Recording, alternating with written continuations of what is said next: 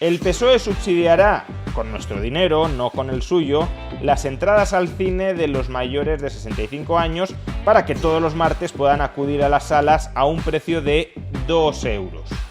¿Tiene algún sentido, tiene alguna lógica esta medida? Veámoslo. Comprar votos es ilegal, pero solo cuando lo haces con tu propio dinero, no cuando lo haces con dinero del contribuyente. Escuchemos si no al presidente del Gobierno, Pedro Sánchez. Quiero anunciaros que en el próximo Consejo de Ministros, el próximo martes, vamos a hacer un nuevo avance social y es bonificar a los mayores de 65 años para que todos los martes vayan al cine y solamente paguen 2 euros. Cada martes los mayores de 65 años paguen 2 euros para poder ir al cine y disfrutar del cine español y del cine internacional.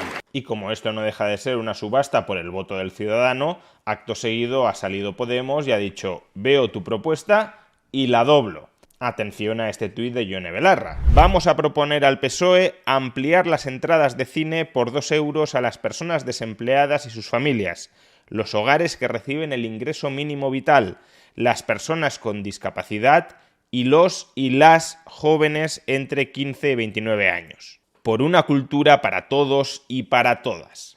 Parece bastante claro que la medida que ha anunciado Sánchez tiene poco que ver con la equidad o con la redistribución de la renta hacia aquellos grupos sociales más vulnerables. No solo porque en el año 2022 los jubilados ya recibieron una enorme transferencia de 14.000 millones de euros a costa de las generaciones futuras para mantener el poder adquisitivo de sus pensiones, o no solo porque la propuesta de Sánchez no discrimine, no distinga entre niveles de renta, de modo que jóvenes desempleados o subempleados le estarán pagando su entrada al cine a pensionistas que estén percibiendo la pensión máxima. No solo por todo esto, sino porque los principales beneficiarios de esta medida, no lo perdamos de vista, son las propias salas de cine, que verán incrementados sus ingresos en un día de la semana donde la taquilla flojea, los martes. Verán incrementados sus ingresos a costa del contribuyente. El contribuyente va a pagar la mayor parte de la entrada al cine y esa mayor parte de la entrada al cine son ingresos subsidiados para las salas de cine y en general, por tanto, para la industria del cine. El coste de la medida, claro, dependerá de cuánto vayan al cine los mayores de 65 años, pero en todo caso es probable que no termine siendo desproporcionado. Por ejemplo, si todos los mayores de 65 años fueran todos los martes del año al cine, la medida tendría un coste de 2.500 millones de euros. Para que hagamos una comparativa, el ingreso mínimo vital, esa política tan social que se dirige a transferir 560 euros mensuales a personas o a colectivos que han caído en el desamparo y que no tienen ninguna otra fuente de ingresos, ese pilar del estado de bienestar que supuestamente justificaría la misma existencia del estado de bienestar porque lo que pretende es luchar contra bolsas de pobreza, el ingreso mínimo vital tiene un coste aproximado de unos 3.000 millones de euros anuales. Por tanto, si todos los mayores de 65 años fueran todos los martes al cine, nos gastaríamos en entradas al cine, en subsidios a entradas al cine, en transferencias de dinero a las salas de cine, una cuantía que se aproximaría a lo que nos gastamos en el ingreso mínimo vital, en evitar que haya bolsas de pobreza en España, para que luego te digan que el estado de bienestar existe para luchar contra la pobreza y para evitar que haya pobres. No, el estado de bienestar existe para alimentar a políticos, burócratas, clientes y lobbies. No obstante, como digo, como no es en absoluto probable que todos los mayores de 65 años vayan todas las semanas al cine, el coste efectivo de la medida probablemente se ubique en un 10% o menos de la estimación máxima anterior. De ahí que no vaya a terminar siendo una cuantía presupuestaria absolutamente inasumible, ni mucho menos. Pero eso no significa que no sea tirar el dinero público, tirar el dinero de los contribuyentes. O más bien, y como señalaba al principio, instrumentalizar el dinero de los contribuyentes para comprar votos. La aritmética aquí es muy clara. más de 9 millones de personas por encima de 65 años son potencialmente más de 9 millones de votos. 9 millones de votos que a menos de 2 semanas de unas decisivas elecciones autonómicas y municipales en las que se va a repartir gran parte del poder estatal en España, 9 millones de votos que pueden terminar inclinando la balanza hacia aquel partido que reparte dádivas entre los votantes a costa del dinero del contribuyente. Porque esta medida no se aprobó en los presupuestos generales del Estado correspondientes al año 2023.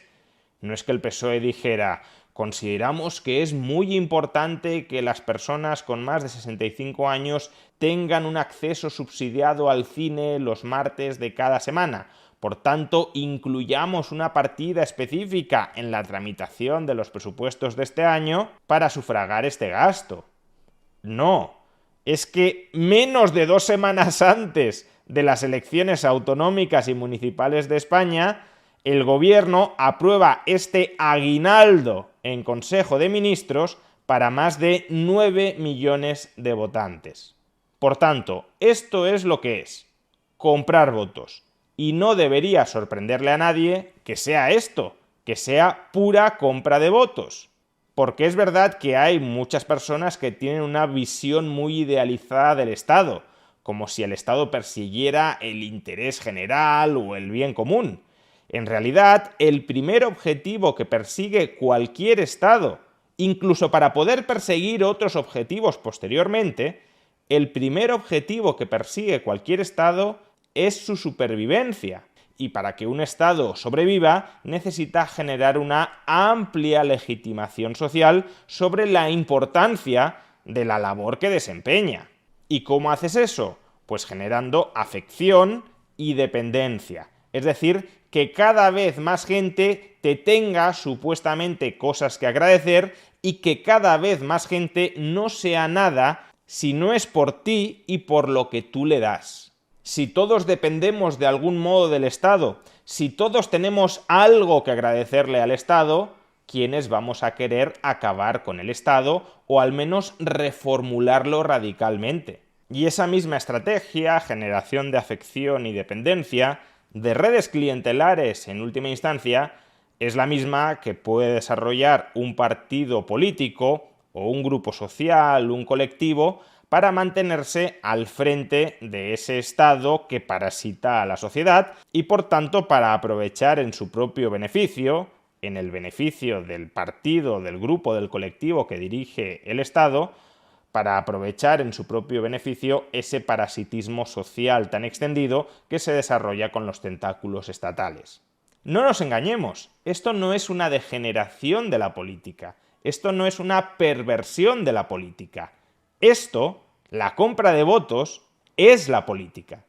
Que la mayoría de la sociedad consienta, tolere, que robe a unas personas porque parte del botín que les estoy arrebatando en mi beneficio se lo termino repartiendo a esa mayoría social cómplice. Porque todos sabemos que Pedro Sánchez está comprando votos con nuestro dinero, pero pocos serán quienes quieran cobrarle esa factura.